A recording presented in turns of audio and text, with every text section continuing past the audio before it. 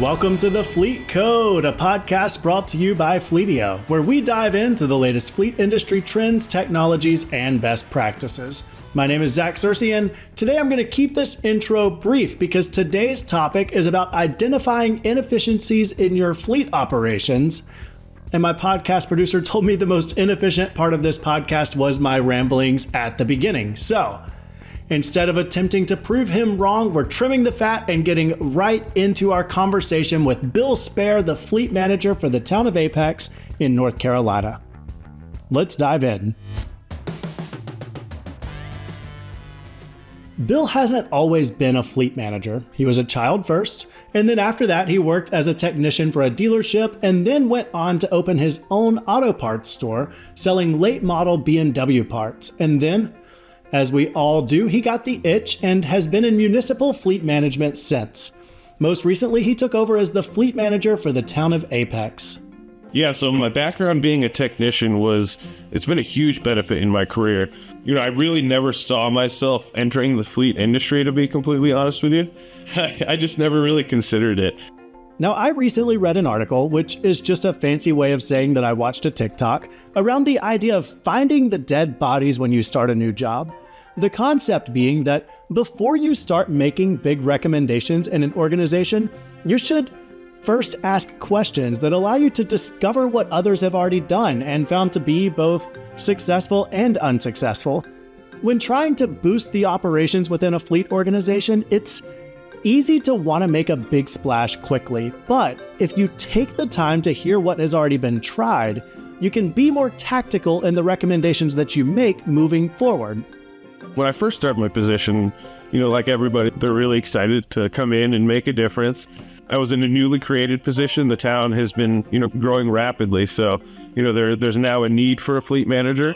But luckily, I kind of had the wherewithal to step back, kind of take a breather and, properly assess the fleet. One of the first things I did was I conducted one-on-one interviews with my staff and some of the end users of our vehicles. When talking with the internal employees, my big drive was to really just figure out some of the concerns and, problems that they were facing on a daily basis. The existing employees have been here for quite a long time, so, they're familiar with some of the issues the fleet has faced in the past, some of the things that they've tried to remedy those issues.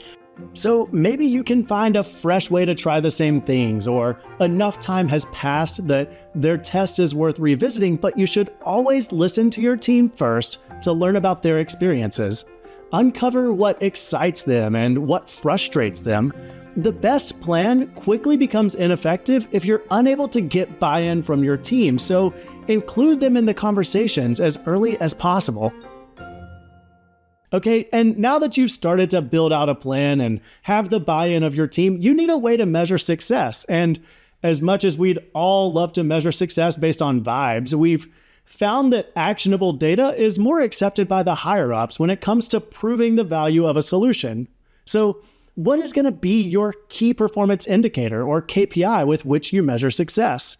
For Bill, he realized that one of the gaps in the town of Apex was finding the right time to retire or replace an asset in the fleet. Another important thing that I kind of dived into was the asset replacement scheduling. How often are vehicles being replaced? Are there set replacement schedules? Has the fleet been following those replacement schedules? And if not, how much money is it going to take us to catch us back up to it? And here's how he relied on data to make that decision. Take things that I started looking into was the operating costs of these vehicles to determine the cost per mile. You have to have, a good understanding of the vehicle service history, how much parts, how much labor, some of the additional costs such as, vehicle registration, insurance, all that stuff goes into that calculation. As you can see, it's not just about finding ways to make a difference. Once you identify the inefficient processes or opportunities for improvement, you also need a way to prove yourself. Here are some KPIs that you could tie into more high-level goals for your fleet. If you're wanting to control costs and do a better job of sticking to your budget, you can measure that by tracking the total operating cost of each fleet asset, or TCO if you're looking for another acronym to share at the dinner table.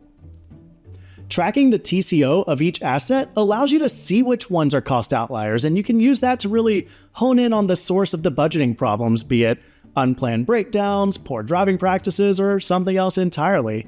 Or Say you realize that your fleet could do a better job of sticking to maintenance schedules. Start tracking your on-time maintenance compliance. You're not alone. Bill is also trying to improve maintenance in order to reduce the amount of unscheduled breakdowns that are happening in his fleet.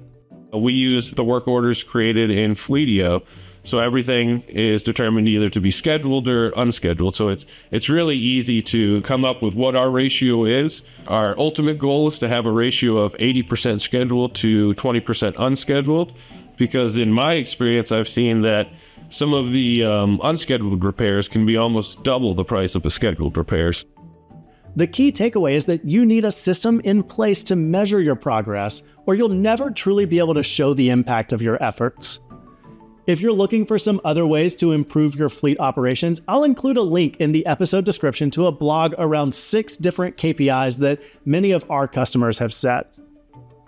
If you're struggling with figuring out where to make an impact in your fleet, or you're too deep in the trenches to step back and really audit your fleet, we've found that it's especially helpful to rely on the experiences of others in the industry.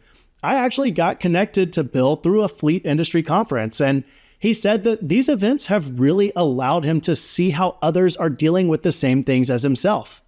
Attending numerous fleet conferences and trade shows, and I highly recommend anybody in the fleet industry to try to attend as many as possible. They're great places to see the latest trends in the fleet industry, and technology improves so fast that's really where they can demonstrate the new technology that's out. It's also a great place to meet and talk with your vendors, some of the vehicle manufacturers. It can be impossible to see where your fleet is lagging if you're living in isolation. So schedule time for conferences or download industry reports to see what other fleets are doing and then see how your fleet stacks up. Okay, I'm going to take a moment to shamelessly plug our fleet industry benchmarking report.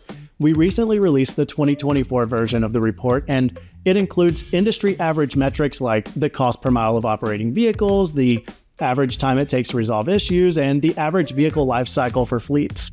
These benchmarks can help you see how your fleet aligns and help you identify places to improve your operations.